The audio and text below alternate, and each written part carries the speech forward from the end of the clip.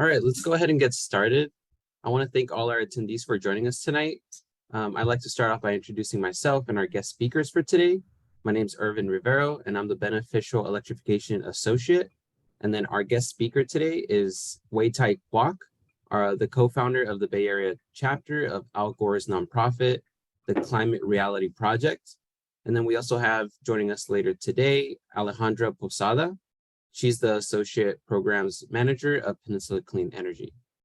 And then just a little bit about Actera before we start. We're a nonprofit organization based in Palo Alto, and our mission is to bring together people together to create local solutions for a healthy planet. We've been around since 1970, the first Earth Day. Our focus is in addressing climate change while advancing equity, and then we're serving the 9 counties around the San Francisco Bay Area. And the objective of this event is to inform and support our communities in understanding the heat pump water heater technology, the cost savings of it, and the efficiency that heat pump water heaters provide. And then also how and when to get one installed. So just some best practices for Zoom. Please stay muted during the presentation. This meeting is being recorded, so you guys can leave your camera on or off, up to you. And then please put questions into the chat, and then we'll answer them at the end of the presentation. And then before we begin, we'd like to introduce and thank our presenting sponsor, Peninsula Clean Energy. They're San Mateo County's official electricity provider. And by providing cleaner energy at lower rates, Peninsula Clean Energy is an essential part of the fight against climate change in our communities. They provide one of our region's most generous grant programs for heat pump water heaters for income qualifying individuals who live in San Mateo County or Los Banos. And then we'll also learn about their programs later in detail during the presentation. But for now, I'd like to introduce Wei Tai Kwok, our electric heat pump water heater expert. Well, hello and good evening, everybody. Thank you for joining me and joining us at Actera to learn about heat pump water heaters tonight. As Irvin said, my name's Wei Tai Kwok, and I'm joining you all from the San Francisco Bay Area in California. And just by quick introduction, my day job, I work in the renewable energy sector. I've been in the solar energy business and the energy storage business and building decarbonization area for about 10, 15 years now. And in my free time, I'm a volunteer for the Climate Reality Project and a public speaker. So with that, I want to share with you a bit about my learnings on heat pump water heaters today. And let me just gonna make sure my slide controls work here. Hold on a second. All right, great. And so I want to actually give a little bit of context for our conversation, why we're talking about water heaters today. It's actually a category that I'm really excited about. And that's because I think these water heaters are a really important way to reduce our carbon footprint.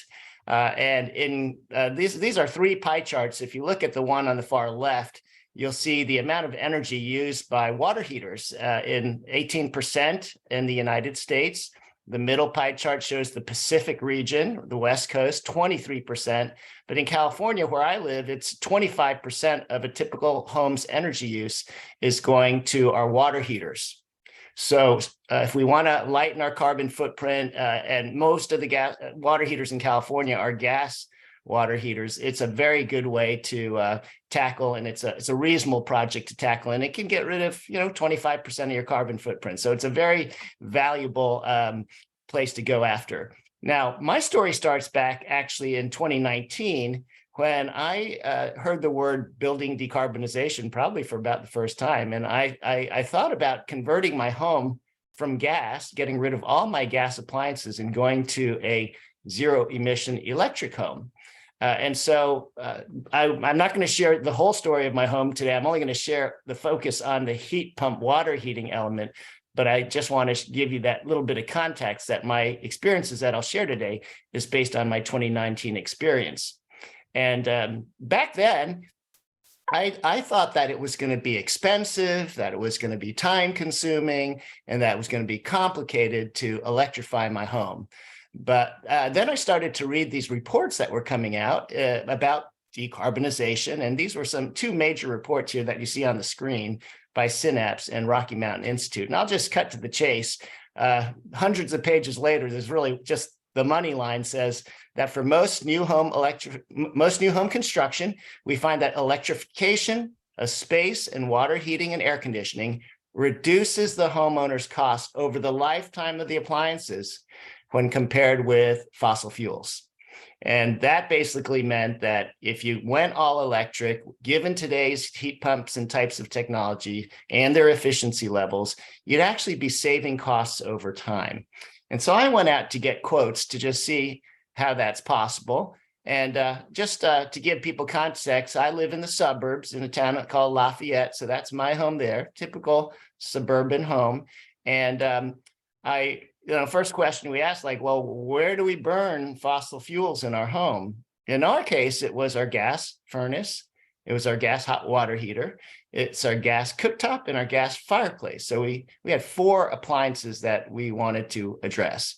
And again, today, I'm just going to share my hot water heater experience with you all.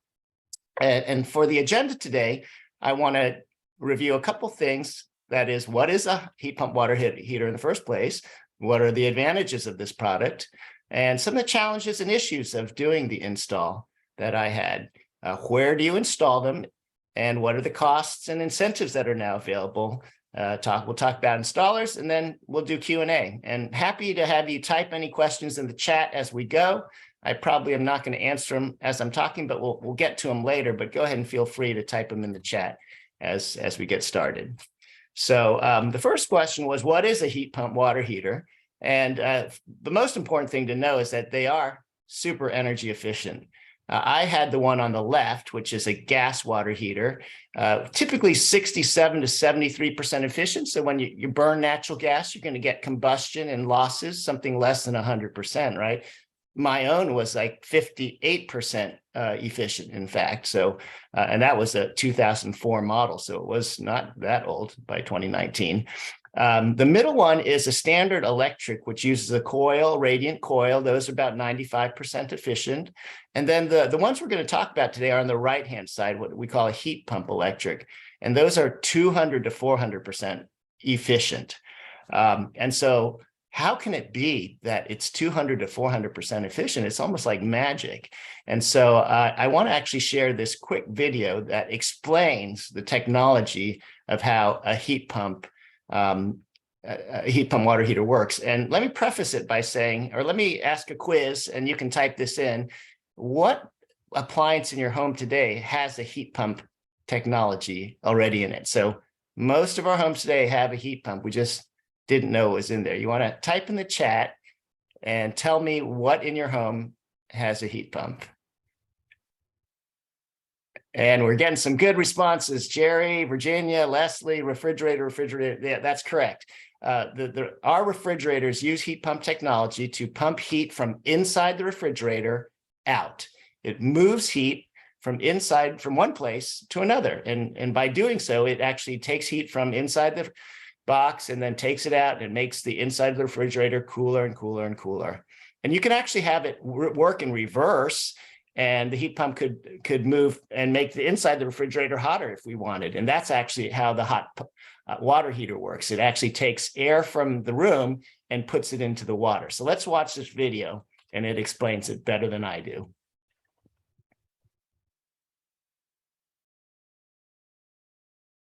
Heat pump water heaters use the heat and humidity from room air to heat water stored in an insulated tank, making them much more efficient than standard electric water heaters. A fan pulls room air across an evaporator coil, transferring heat from the air into refrigerant in the coil. The heat turns the refrigerant into a vapor. A compressor compresses the vapor and pumps it through condenser coils that are wrapped around the tank. After transferring heat to the water in the tank, the refrigerant turns back into a liquid and the process repeats.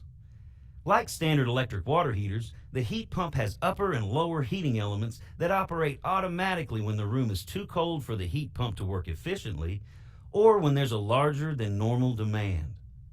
Since heat pump water heaters produce condensation, a condensation drainage system is needed.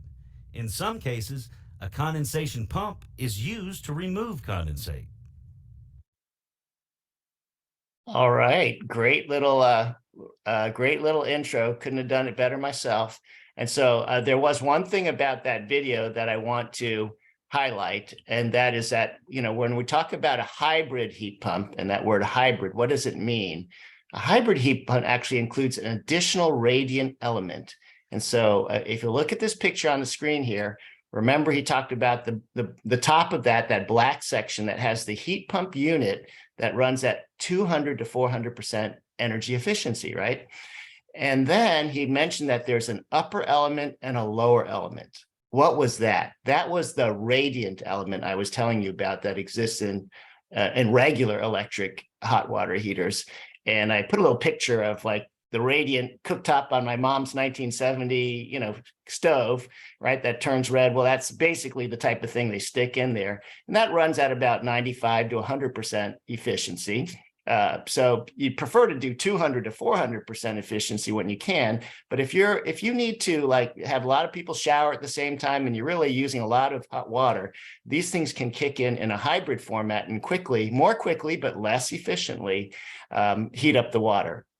And it is like when I talk about energy efficiency like this, if I had to run a mile, if I sprinted a mile, I use up a lot more energy than if I walked a mile, right? So it's basically sort of the same thing that under certain circumstances, you still get the mile, but it takes more energy. And so this is, sometimes you need to run faster, sometimes you can do it more slowly and more energy efficiently.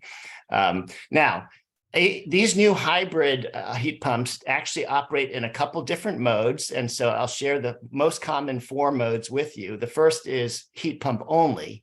And so this is maximizing consumer savings. It's the most energy efficient. And I recommend setting it like this unless you need to change it otherwise. The hybrid mode, as we talked about, it saves while experiencing fast recovery. That's what it says. It's a factory default setting in many situations. And that hybrid thing can kick in if a lot of people are using hot water. There's also the opportunity to turn off the heat pump at the top. I don't know why you'd really want to do that, but you could make it operate like a standard water heater by turning off and making it electric only. And finally, there's vacation mode. When you're out of town, you could set the temperature point lower. And all of this on the right-hand side, a lot of these can be controlled by an app on your phone or on dials on these water heaters. So they are smart, much smarter than the gas ones that we've had before in the past. Now, the heat pumps come in 2 different form factors. They're single units and they're split units. On the left-hand side is like the one we saw in the video. It looks pretty much like our typical water heaters. It's just one unit. And then on the right-hand side is actually the one I got, which splits up the tank on the one hand, and then you have the heat pump out on the right-hand side. That's outside my house, and it's an outdoor unit. That's the thing that's getting heat from outside and sending it into the tank. In my case, it's made by a Japanese company called Sanden, and it uses carbon dioxide as the refrigerant. We can talk about this a little bit later, but the refrigerant in the left-hand model has the global warming potential of 1,360, whereas carbon dioxide has global warming potential of 1.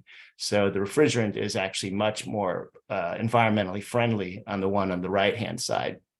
But anyways, that's a technical detail we could go in the Q&A if people have questions. So let's go to the next topic. What are the advantages of a heat pump water heater? And, one thing I found out is that, of course, there's no more gas combustion. There's no more carbon dioxide pollution into the atmosphere. There's no carbon monoxide monitor that I have had in my house before. Like on the right-hand side, I used to have to put these carbon monoxide monitors on the same floor as my hot water heater in case the pressure in the house changed, then the pollutants were being exhausted into my home instead of outside where they normally are. So much cleaner indoor and much cleaner outdoor by getting rid of your gas water heater. The other reason is really cost effectiveness. And so here's a quick chart to show the cost of gas, electric resistance, and heat pump.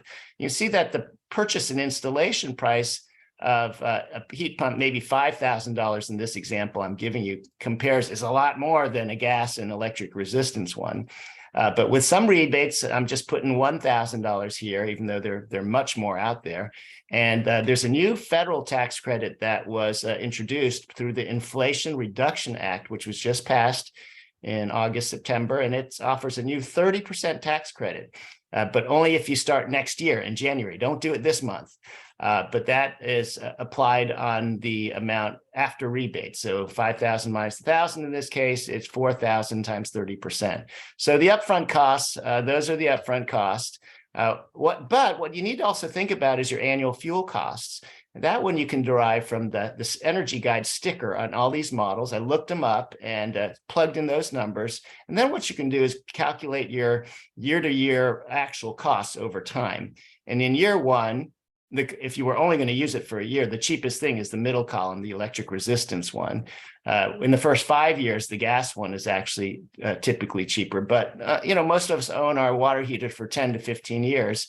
And so it has the lowest life cycle cost in the far right-hand side. So you can be saving money by getting your electric heat pump model because it's so energy efficient over time.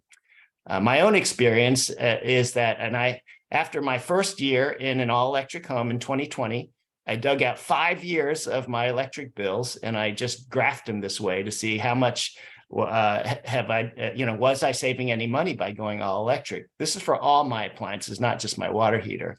But you could see that in my trailing 4 years, my gas plus electric bill was typically about $1,000 to $1,200 or $1,300. But after my conversion and energy efficiency upgrades, my energy costs were the same, if not less, in the last 2 years. So my own personal experience has been really positive and really validated that the costs of an all-electric home, in fact, are extremely competitive, if not cheaper, than a mixed fuel home. Now, there are certainly challenges and issues. They're not insurmountable or even large, but let me just list them here.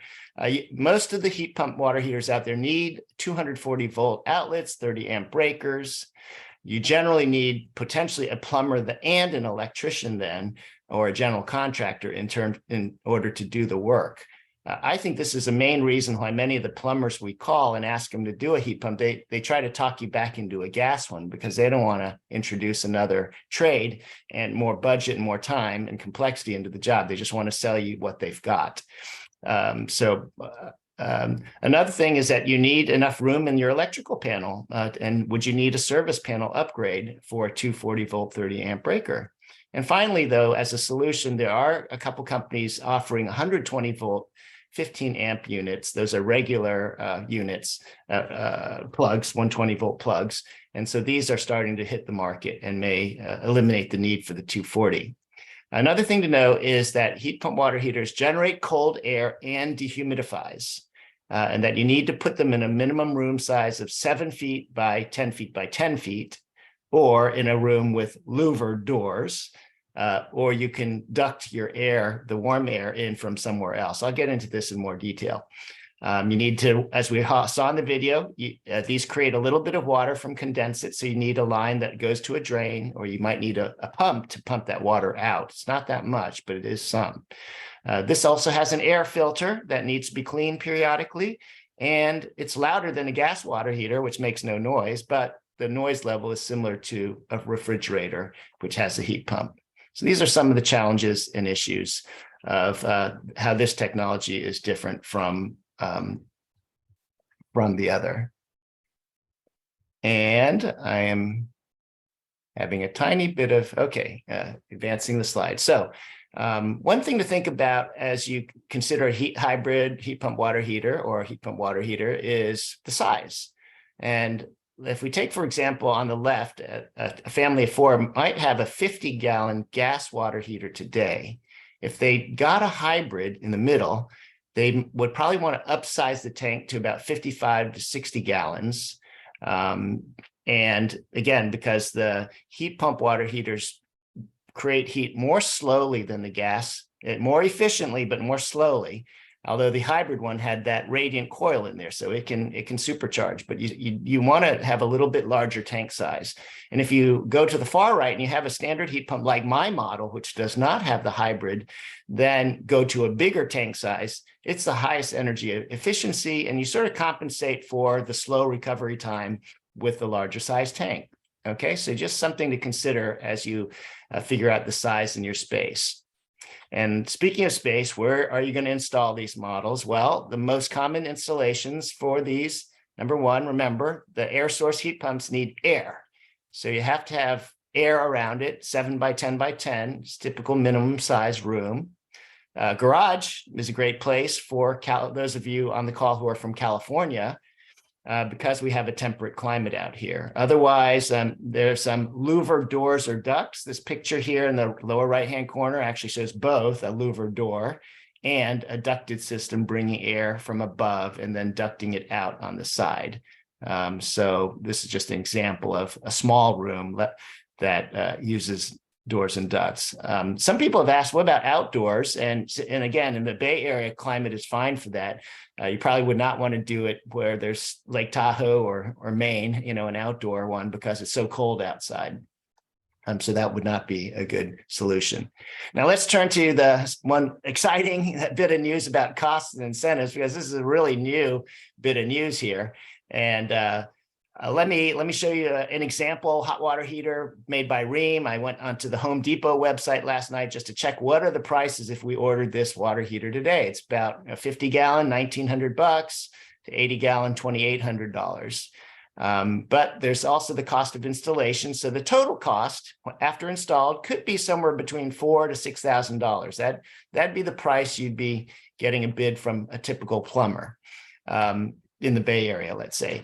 But then there are these new rebates, incentives, and tax credits out there to the tune of at least $1,000, if not $6,000. So more people in the last few weeks have been asking me, hey, wait, Ty, can I actually get one for free? And the answer is very much maybe so. Maybe a third or half of the people on today's call could get one for free. And so I'm going to explain how that's going to happen. And that's because the recent news of the Inflation Reduction Act, the IRA, includes major heat pump water stimulus package. So all households in America are eligible for a 30% federal tax credit up to a maximum of $2,000 for the next 10 years, starting from January 1st. Not in November and December, so don't do it right now, but wait till January, and anybody who's installing in the next 10 years can get 30% off in the form of a tax credit. Now, median households, so average income Americans, and moderate, so that's people a little bit above average or lower income households, they're going to be eligible for this new program called the High Efficiency Electric Home Rebate Act, HERA, which offers not 30%, but 50 to 100% of your costs to be covered, with a limit of $14,000 per household. This is amazing. It actually not only allows heat pump water heaters to sit in that $14,000, but the other eligible items are heat pump HVAC, which is heating, ventilating, and air conditioning, so heating and cooling, electric stoves, dryers, electric panel upgrades, energy efficiency insulation, and air sealing tactics. So this list are all eligible for $14,000 per household. So I wanted to hit this home a little bit more because we often hear what is median or what is moderate or what is low income. So I looked up what's the city of San Francisco, for example. You can look up the AMI, area median income, which is published by the government for every city or region around the country. And if I could draw your attention to the middle one, which is the median, so that's the average area median income for the city of San Francisco, so it's 100%. If it's a two-person household earning $110,000, or if four people live in the household and they're earning $138,000 as a household, they are eligible for 50% off of their installation costs. So if it was a $6,000 heat pump, they get $3,000 off and they pay $3,000, right? They get half off. And they could, sorry, let's go back up. Let me see if I can go back up on the slide here. All right, here we go. They would get a $6,000 heat pump water heater. They could get $3,000 off, right? And since the limit for that household $14,000, they could still do another $11,000 worth of other eligible items for rebates. So let me draw your attention to low income. That is people who are in 80%, less than 80% of the AMI, or in the case of San Francisco, if that's 88,000 for two people or 110,000, they get 100%. So it's free. The $6,000 from the plumber equals zero. And so fantastic. Now, the final column is moderate income people who are earning 80 to 150% of the AMI, or these 166 to $207,000 for a four-person household. They're going to get that 50% rebate from the HERA Act. So this is all really new news from just September.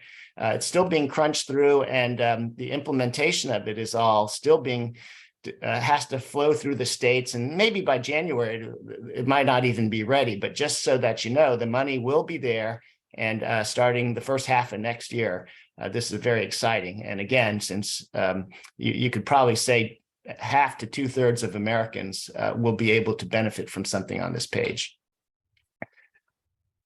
So that was just from the federal government. It turns out our state government, our local counties, local cities are also offering money for heat pump water heaters. And this is a chart of just showing example of what different cities are doing. And BayREN, which is the Bay Area Regional Energy Network, they consolidate many of these rebates. And so they are offering a $1,000 heat pump rebate for the residents of all 9 Bay Area counties, excluding Palo Alto, Healdsburg, City of Alameda, and Silicon Valley Power. So there's a lot of fine print here. And I'm not going to go through in general. I just want to give everybody an idea that your cities, you should look for money from your state and your cities, your counties, because there is money out there. And we're just using today the Bay Area as an example. In certain locales, if you have MCE or East Bay Community Energy or Silicon Valley Power as your power provider, you can get an additional $1,000 off, or Clean Power SF, sorry. So that's $2,000 off. And if you live in Marin, you can get another $1,000. And if you're low income in Marin, you can get another $1,000. So it's like in Marin, that'd be the sweet spot of $4,000 in MCE territory in Marin for low income, or $3,000 to $4,000. And then later today, one of my colleagues, Alejandra, she from Peninsula Clean Energy, will talk about their rebates from the tune of $500 to $4,000 on panel updates and all sorts. So there's money all over the place to be found. This is changing like literally every 2 months, and a little bit confusing, but you can find your local installers, for those of you on the call from the San Francisco Bay Area, bayren.org/find-energy-professional. And we'll throw that in the chat at some point here. That's a great place to start to find an installer. An installer who's eligible for those credits and benefits, those first $2,000 I showed you. So speaking of installers, I want to share like how you go finding an installer. And I'll share the example of a friend of mine that lives in Burlingame, California. So this is the Yang family of 4. And their hardest part of going with a heat pump was finding the right contractor. I hear this all the time because many contractors, as I mentioned, try to talk you into sticking with gas, right? Or they don't know about the rebates. A lot of this is really complicated. So you sort of have to persist. And now that you guys know, you could potentially get one for half price or free, do persist. So they had a situation where they had an existing 50-gallon gas for their family of 4. It failed last May. It started leaking. So they had 12 days with no hot water as they tried to scramble and find an electric contractor to do this. So they finally found a plumber who recommended the Bradford White 65 gallons. So they upsized, like I mentioned. That's the one that they're standing next to is the Bradford White. They put it in their garage, like we talked about it being a good place. They needed to add 240-volt wiring, as we also mentioned, because it wasn't already there. So that's why it took them a little bit longer. But they said afterwards that it was a seamless transition over to electric. We can't tell the difference. We have plenty of hot water. So they were very happy with their ability to cut over. And so my advice from the Yang family experience is really to say that if your water heater is 10 years old or older, don't wait for it to break down and leak, which is the normal way that those find their end of life. They start leaking. You should be proactive about upgrading, particularly because you need to think about the electricity side of this as well. You need to find the right installers and so forth. So be proactive is a great example. So where do you find contractors? If you go to this website, bayron.org, on finding an energy professional, you can type in your zip code and it'll pull up the contractors who are Bayron certified that are closest to you. And these are the ones that are registered to get $1,000 or $2,000 of rebates on your behalf. You don't have to go with them, but you might leave money on the table if you don't go with them. So with that, let me just suggest some next steps as we leave this call. I'm about to hand it off to the Peninsula Clean Energy speaker, but I think I covered a lot of information just now. We can review some of it in the Q&A, but really just 3 simple steps. Number 1, go check out your current water heater. Try to find the manufacturing date or try to look up your records of how old it is, because if it's older than 10 years, then think about doing a heat pump hot water replacement soon. Then you can also start identifying your qualified local installers, and they're going to be really busy next year because they'll be busy giving away free hot water heaters. Everybody's going to be signed up, so it could be really busy, and you may have a wait. And third of all, do wait until after January 1st, 2023, because that's when the IRA kicks in. Those things that I talked about will not be effective until that date. Okay, so with that, I want to end my part of the presentation, and I'm going to hand it over to my colleague and friend, Alejandra, from Peninsula Clean Energy, to dive in on the next part here. Thank you, Wei-Tai. Hi, can everyone hear me? Okay. Yes, we can hear you. We sure Awesome. can. Hi, everyone. So Alejandra Posada with Peninsula Clean Energy. So I'm going to be talking here about some rebates in a 0% loan program that Peninsula Clean Energy offers for San Mateo County residents. So this isn't, applicable to all areas, but as Wei-Tai mentioned, there are a lot of other rebates that are offered by other community choice energy providers like ours, but just different agencies. So definitely, go out and look for that if you don't live in San Mateo County. So just as a quick overview about who we are the community-led electricity provider in San Mateo County in the city of Los Banos. How a community choice aggregator works, which is what we are, is we do the electricity generation and the service territory here in San Mateo County, but PG&E continues to deliver the power, so customers still get a bill from PG&E, but the charges are now split up, and our energy is 100% greenhouse gas free and 5% cheaper than PG&E here in San Mateo County, and we really invest all of our funds as a not-for-profit agency into decarbonization programs. So that's why we offer a lot of rebates and programs that just support residents from making the transition away from, methane gas in the home, and also, like, for example, EVs and stuff like that. But I'll be talking here about our heat pump water heater rebates particularly. Next slide. All right, so these rebates, a lot of them are brand new that we just launched about 2 weeks ago, actually. Since last year, we have had a heat pump water heater rebate, but we significantly increased that recently. So currently we offer a $3,000 rebate for residents in the county that are switching from a gas water heater to a heat pump water heater. All of our rebates are stackable with Bayron, and we do have an integrated application process with Bayron as well. That's the heat pump water heater rebate. We also offer a heat pump HVAC rebate, so a heat pump that provides both heating and air conditioning in the home. If you're replacing, your gas furnace and adding AC to your home, that $3,500 rebate. But that's just the base.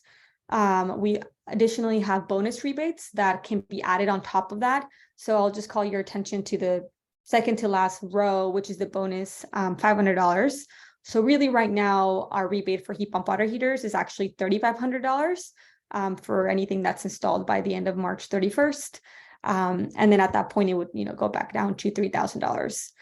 We also do offer panel upgrade rebate for residents that are upgrading either their main panel or installing a sub panel in order to be able to make one of these upgrades. It is not a standalone rebate, so it does have to be applied in conjunction with one of those two things. And then we also offer an additional rebate for Carefera customers, which are customers that are on the discounted rate with PG&E that's income qualified. So next slide.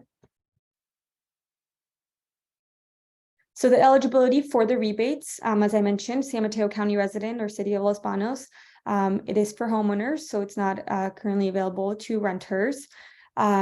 In terms of the upgrades themselves, so the equipment that's installed, we did design it to be really open. So it really provides incentives to a lot of different types of equipment. So for heat pump water heaters, all types are eligible, no matter the size, like so how many gallons they are, whether 240 volts or even those 120 volts that are just hitting the market now would be eligible for the rebate. So really all types of heat pump water heaters are eligible for our rebates. And then on the heat pump HVAC system, similarly, any type of heat pump system, whether it's like ducted, ductless, multi-zone, single zone, all of those would be eligible for the rebate. And then we also allow combination systems, which is basically a system that provides both space heating and water heating with one system. Those also qualify. One of the requirements, though, is that you must decommission your gas equipment to be eligible. So, of course, it's not like you're just installing a heat pump water heater. You have to be taking out the gas water heater and actually capping the gas line. Next slide. So the rebate application process, as I mentioned, we have an integrated process with the Bayron Home Plus program. So they're the ones that offer rebates for all the 9 Bay Area counties. The process is integrated if the project qualifies for Bayron. I know this workshop is particularly focused on heat pump water heaters. So for heat pump water heaters, it's for like 99% of the time is going to be through Bayron. So if you're working with a Bayron contractor, which we always recommend that you work with a Bayron contractor, because that's the only way that you're able to access Bayron rebates. And then B, those are the contractors that are vetted and more experienced doing these sort of electrification projects. But if you're working with a Bayron contractor, the contractor is the one that submits the application on your behalf, and it's all done through Bayron. That automatically gets forwarded to us, and then we process the rebates separately, but it is a fully integrated process. There's some instances where the application comes directly to us, but that's only if the project is not eligible for Bayron rebates.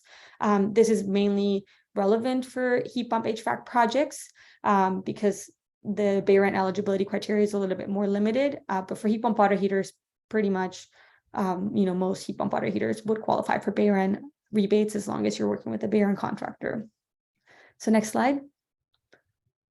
Okay, so now jumping to our 0% loan program, it is a different program, but they obviously work really closely together. You can get a rebate and not have to get a loan, but all loan projects will qualify for rebates. So our 0% loan program helps residents install heat pump water heaters, heat pump HVAC equipment, or any sort of complementary electrical and energy efficiency work, like upgrading your panel or doing like insulation and air sealing, things like that. It is an on-bill financing program, which means that how you pay the loan back is through your monthly PG&E bill. As I mentioned in the beginning, we are the electricity provider. We provide the electricity generation services. So that's how we're able to add that charge to the bill.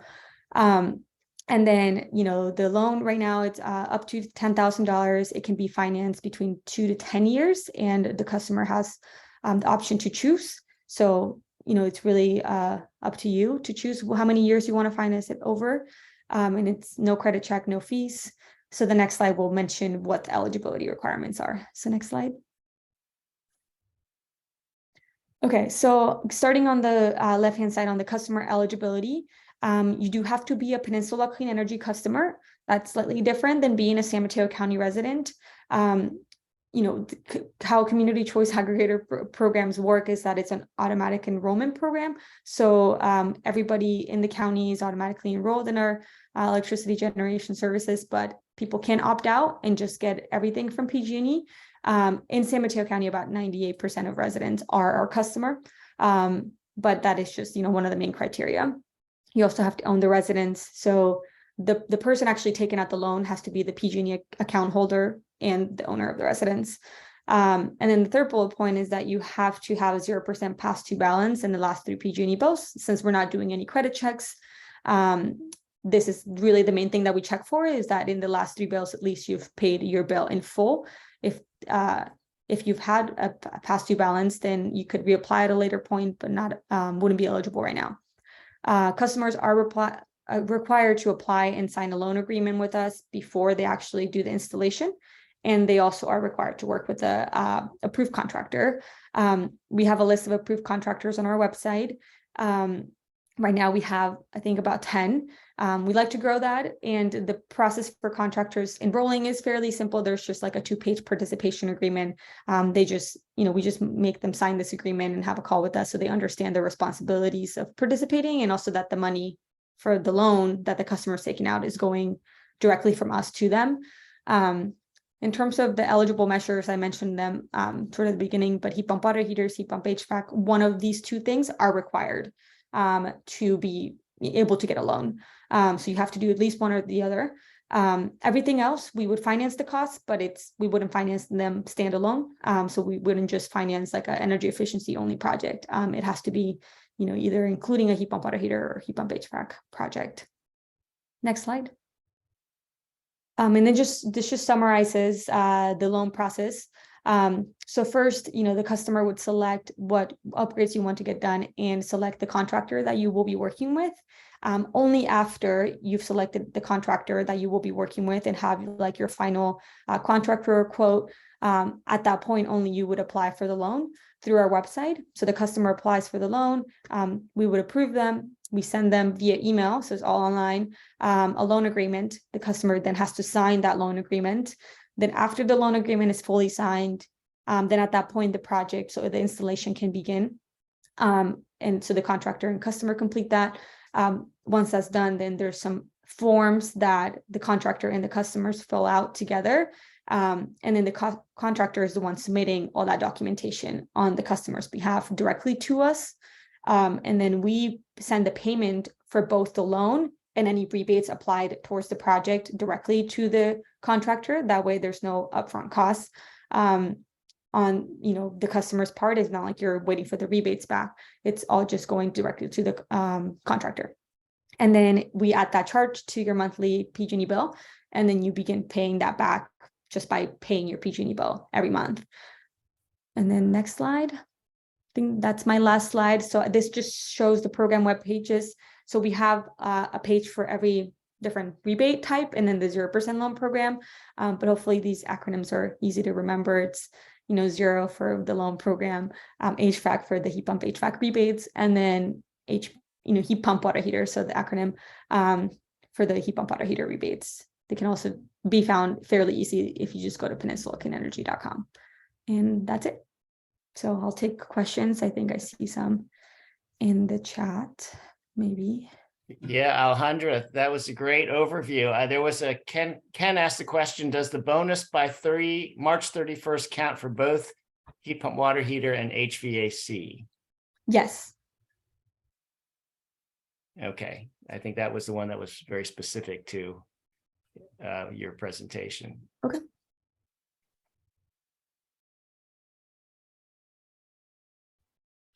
Oh, thank you so much, Alejandra. And if there's any more questions, we'll have a Q&A section. So if you guys had any questions to Alejandra, put them in the chat, and then we'll have a Q&A towards the end.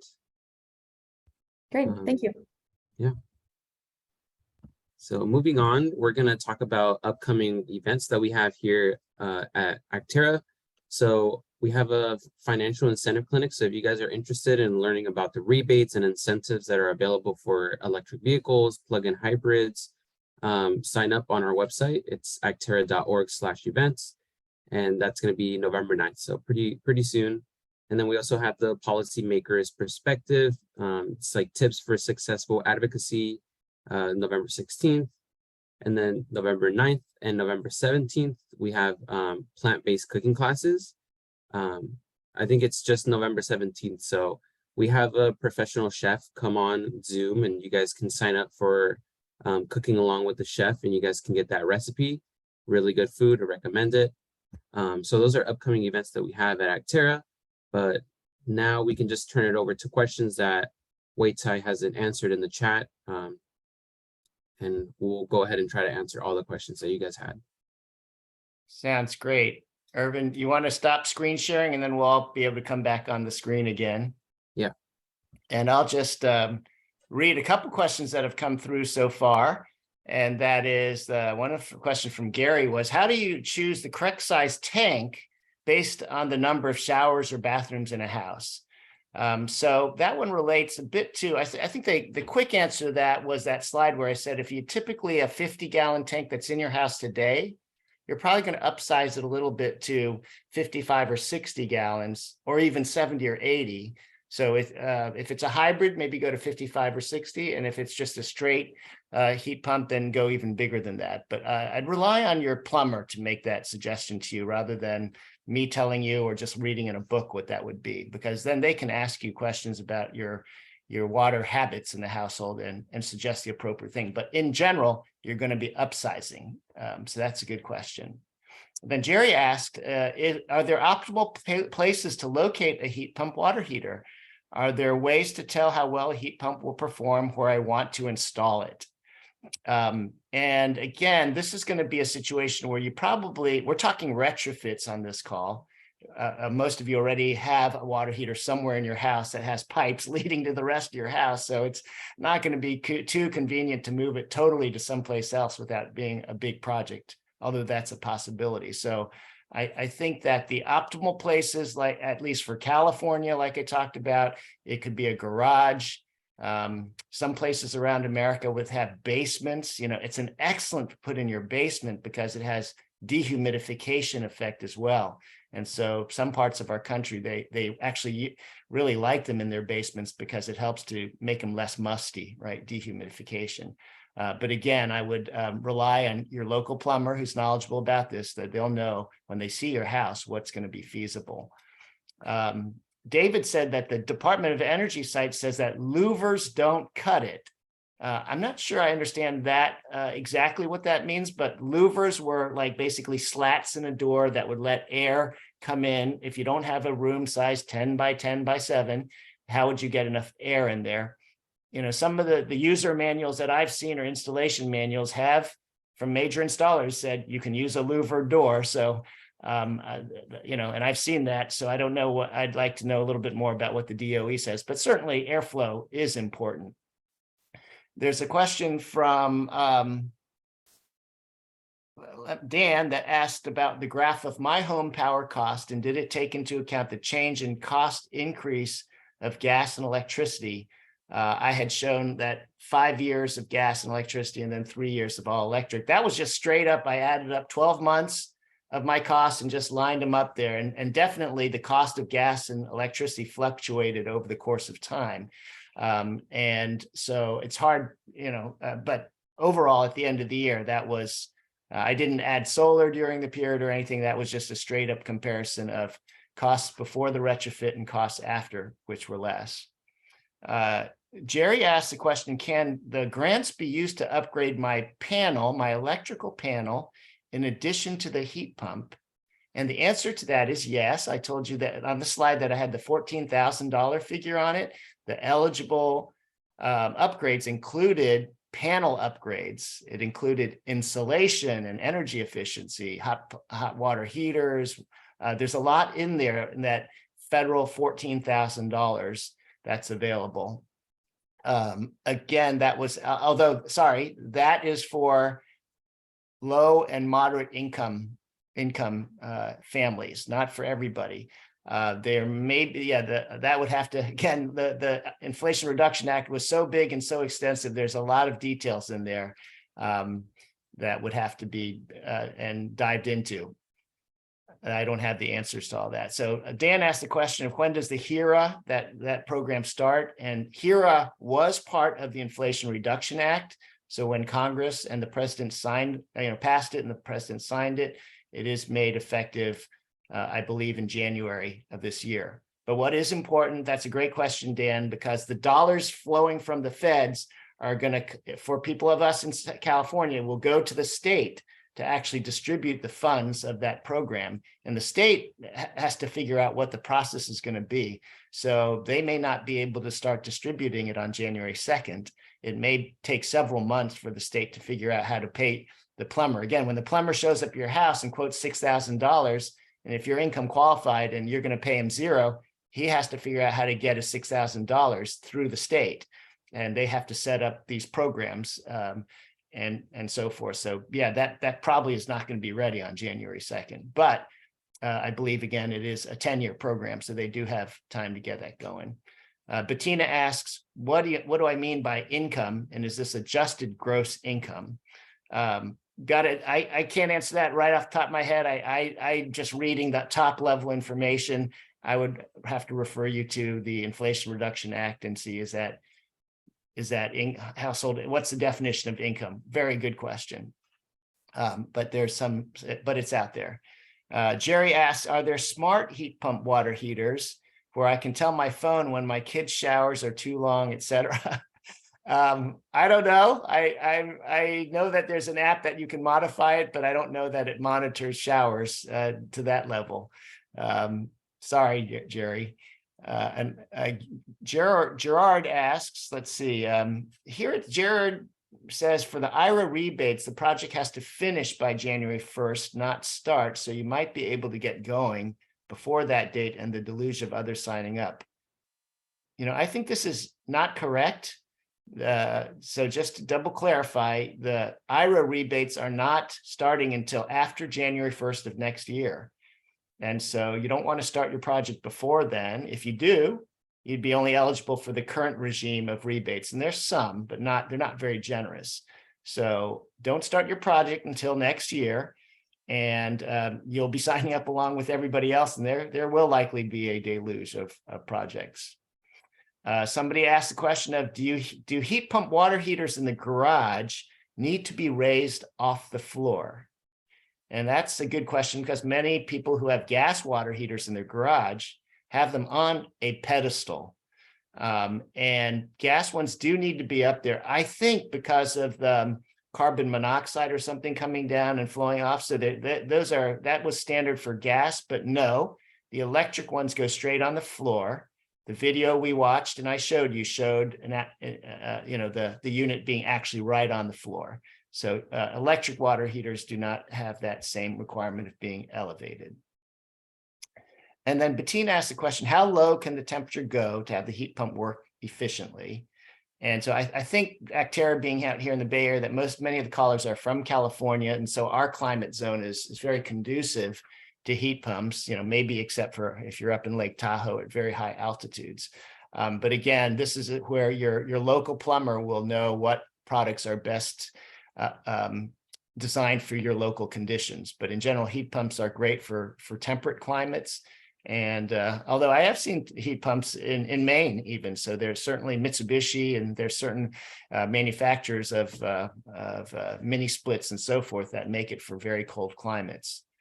So let me, I think while I've been going through those questions, more have come up, but maybe are there questions for others on this call that while I search through these questions, or do people want to, Irvin, how do you want to do this? People raise hands to ask questions, or should I just keep going through the chat?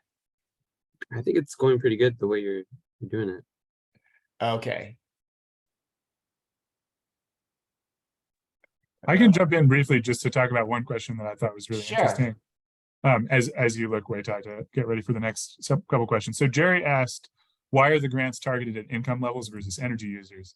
Wouldn't it be better to help high energy users reduce their use? And I think that's a super interesting point about sort of prioritizing in the building electrification transition. You want to be getting high energy users fastest, but high energy users actually already have a built-in larger incentive, because remember when Wei-Tai was talking about the cost of the different fuels, if you're a super high energy user who uses a ton of hot water, then your savings are going to accrue much faster when you switch to a more efficient fuel source. So those people actually already have a pretty heavy incentive to switch to a much higher efficiency. And then high energy users are often high income, can often be high income people who have the sort of upfront capital to do these kind of retrofit projects. But one thing that's really interesting about home energy use is there are some sources of greenhouse gas emissions that are really, segregated by income. So some things where higher income people are responsible for much, much more of the energy use. That's true to some extent for building footprint energy use, but it is actually the case that across the board, across all housing, there's still quite a lot of greenhouse gases coming from even low energy users using methane in their hot water heaters. So there is this need to do a kind of broad swath thing across all users, not just high energy users. And that's where there's low income rebates and information become really important. But I think that that kind of weighing of like, oh, are we going after the high energy users first versus making sure there are these rebates accessible for everyone is like an interesting question. And it's something that comes up a lot for all kinds of programs that are addressing this kind of thing. Anyway, I wanted to talk about that a little because I think it's a really interesting question. And mostly those rebates are about making sure everyone has access to being able to do this kind of work, as opposed to prioritizing, you know, a certain set of people before others. I'll pass it back to you. Great. Or Thank actually, we you have a for hand raised. chiming in there. So there are more questions. Shirley asks about water savings, and she said, if your hot water, if there's a 20 to 30 foot distance between your water heater to the bathroom, and that might cause 3 or 4 gallons of cold water to be wasted until the hot water reaches the bathrooms. Do you save any more water with a heat pump water heater versus a gas? And I think the answer is no. You know, you're still gonna probably run 3 to 4 gallons of cold water through that 20 to 30 feet to the bathroom. And there's not going to be any difference in water savings. There's just energy savings. But thanks for the question. There's another question about how much more amperage do I need to add for a 2,000 square foot house? That I don't know, because it all depends on your house. Like, do you have a 200 amp service panel or a 100 amp, or is it older with an 80 amp? And also there are some new technologies for smart panels where you can, with a 100 amp panel, just have a smart panel there and not have to upgrade to a 200 amp. So there's a lot better technologies on panel upgrades. But the good news is that, again, the state and federal are allocating money for panel upgrades. And panel upgrades can cost $2,000 to $3,000 or $4,000, you know, sort of in that range. They're not $10,000, but they're not $100 to upgrade. So that sort of $2,000 to $3,000 range, there are dollars to help subsidize the panel upgrade as we move to an all-electric future. Right, there's more demand compared to 50 years ago on the panel. So let's see. I can answer. There's a question about whether there's any systems that do both water heating and space heating. So there's a company called Harvest Thermal that is, you know, a new sort of innovative company, but they've done a good amount of installations at this point, especially in the Bay Area. Peninsula Clean Energy has done a pilot with them. So we installed 4 of their systems here in San Mateo County, and we're monitoring the data for a year. So I think at this point, we're probably over 6 months of that. But the Harvest Thermal system uses one heat pump that provides both space heating and water heating within one system. So that's an interesting company to look at if you're interested in those types of systems. Yeah, thanks for answering that. I've dropped into the chat the link for Harvest Thermal. They use a Sandin heat pump, which is the one I have and which I showed a picture of. And that Sandin heat pump water heater is actually so powerful at heating that it can also be used to heat a radiator and heat up your home as well. So that's, you know, the core technology for Harvest Thermal is the Sandin hot water heater powered by, yeah. So great. Let's see, there's a question about Palo Alto. I don't know the details of it, but on the slide that I shared with you, it showed a rebates to the tune of about $500 to $1,500 for Palo Alto heat pump water heaters. And so please check your cityofpaloalto.org website and find out from them what's going to happen. I think I appreciate when Peninsula Clean Energy gave the presentation today of what a local community choice provider, you know, all the processes that they do and all the benefits. It's really just to give an example of how jurisdictions across America are all different, and everybody, wherever you live, you have to go look at your city, your energy providers, your county, your state, because there will be all sorts of different methods to access this. There's federal funding, but you'll have to look at all of them. And I think that it was great that Alejandra just gave such a detailed explanation of what happens, you know, at least for the folks in the Bay Area who live on the peninsula in PCE territory. So do check with your local utility. That's also a good bit of advice. What is the maximum distance to a floor drain? I think the answer I've seen is that it can be if you're talking about for the condensate, it simply needs to be downhill. If it's 50 feet and it's all downhill, then the water will flow out. But you do need some downhill distance to get the condensate to go out your floor drain. And let's see. I think we have time for one last question. Josh right. Beth asked, Go ahead and ask me the question then. why/when is a heat pump water heater better than an electric on demand for water heaters? Okay, so that's a question that's really good. It comes up often when people say, "Can I get an on-demand water heater?" And that's usually gas, right? There are very few electric on demand, except for a sink when you wash your hands and you just do it for 10 seconds. Then you can do on-demand electric. But when you're showering for several minutes, they don't have electric on-demand shower. And so those are gas deployments, right? And so if you want to go to a heat pump, which is what's the benefit we talked about, is that they can be powered by renewable energy. There's zero carbon footprint if you get it clean, right? And it's cost effective, but it's not fast. It's slower to get your hot water. So you can't do it on demand. You have to have preheated it and put it in a reservoir or in a tank and that's basically the principles of it. So it doesn't, it wouldn't, that's why you don't see electric on demand. All right, we're at 7 o'clock or 7:03. We've had, wow, the time passed quickly. And that was a lot of great questions. I put my email in the chat, which was climatebuddy@gmail.com. And so if there's any additional questions that you think of, and that please feel free to contact me. But thank you, Actera, for letting me be part of your session today. Thank you so much, Weitai, and thank you everybody for your time. We look forward to seeing you guys at our next Green at Home workshop for solar rooftops. That'll be December 1st, and we're still creating graphics for that, but hopefully you guys are interested in a solar rooftop as well, kind of like an informative session like this. And then people are asking about the slides and the recording. We'll send a post email in about a week with a YouTube link and the slides and a lot of the links of that Weitai showed from Bayren and different rebate forms, like stuff like that. And then if you guys could just fill out the post survey that's in the chat, just give us feedback on how this information was to you guys and if it was helpful, change your mind a little bit. But yeah, look forward to our post email with the recording and all that good stuff. But yeah, I just want to thank again Weitai, and thanks so much Peninsula Clean Energy for being on sponsor tonight. Hopefully you guys learned a lot from them. And other than that, yeah, have a good night, everybody, and thank you so much for coming. Good night, everyone. See you later.